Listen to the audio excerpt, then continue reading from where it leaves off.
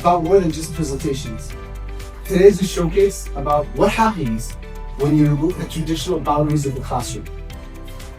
The projects that we'll see today are the result of a full week of immersive learning in the high-paced, fast-paced, high-stakes environment of an emergency room. I know for students, it has been a profound experience for me, and we are extremely excited to see what you have in store for us today.